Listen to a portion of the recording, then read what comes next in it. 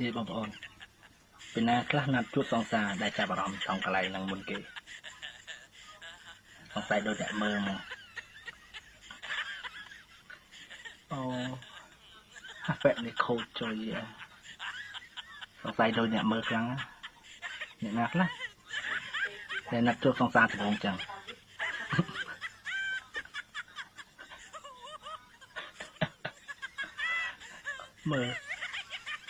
មើលតែកន្លែងហ្នឹងអូមិនយូរទេសង្សារ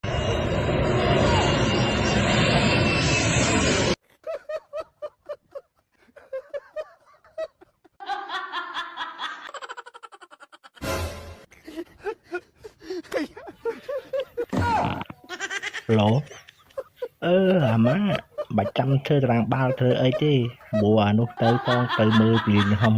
ទៅមើលយន្តហោះតោះតោះគេវាយតែគេខូច